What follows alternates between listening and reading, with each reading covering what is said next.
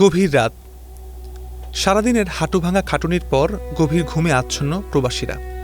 হঠাৎ দরজায় প্রচণ্ড লাথির শব্দ। ধরফর করে উঠে দরজা খুলতেই সামনে পুলিশ। নির্দেশ দেওয়া হলো পাসপোর্ট, মোবাইল আর আকামা বা বসবাসের অনুমতি নিয়ে মাত্র 5 মিনিটের মধ্যে রুম ছাড়তে হবে।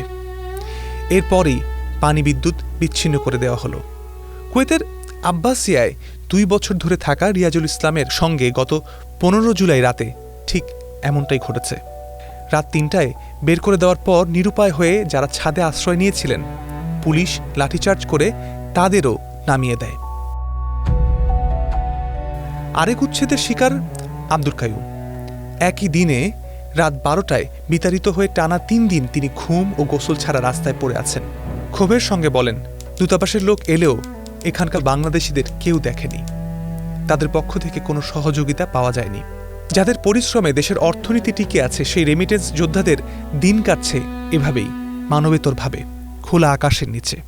15 জুলাই রাতে শুরু হওয়া ঝুঁকিপূর্ণ ভবন উচ্ছেদ ও অবৈধ অভিবাসী বিরোধী আকস্মিক অভিযানে রাস্তায় দিন কাটছে বহু বাংলাদেশির।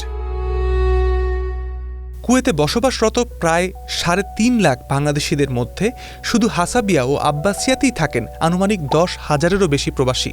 এই অভিযানে জিলিব, আল সুয়ুক, হাসাবিয়া ও আব্বাসিয়ার বাংলাদেশিরা আজ চরম মানবিক বিপর্যয়ের মুখে। কুয়েতের প্রথম উপপ্রধানমন্ত্রী ও স্বরাষ্ট্রমন্ত্রী শেখ ফাহাদ ইউসুফ সৌদ আল সাবার তত্ত্বাবধানে সেনাবাহিনী, ন্যাশনাল গার্ড, ফায়ার ফোর্স সহ বিদ্যুৎ ও পানি, গণপূর্ত এবং বাণিজ্য ও শিল্প মন্ত্রণালয় যৌথভাবে এ অভিযান চালায়। তাদের লক্ষ্য মূলত অনিরাপদ ভবন, অবৈধ দখল, অতিরিক্ত ঘনবসতি, আকামা লঙ্ঘনকারী, পলাতক ব্যক্তি ও লাইসেন্সবিহীন ব্যবসা। আইন লঙ্ঘনকারী ভবনগুলোর বিদ্যুৎ পানি বিচ্ছিন্ন করার পাশাপাশি মালিকদের জরিমানা করা হচ্ছে। উচ্ছেদের পর আরেক বড় সংকট হলো বাসা ভাড়া। সুযোগ বুঝে অনেক বাড়িওয়ালা ভাড়া প্রায় দ্বিগুণ করেছেন। আগে এসব এলাকায় 2 থেকে 3 রুমের ফ্ল্যাট 200 থেকে 250 দিনারে পাওয়া যেত।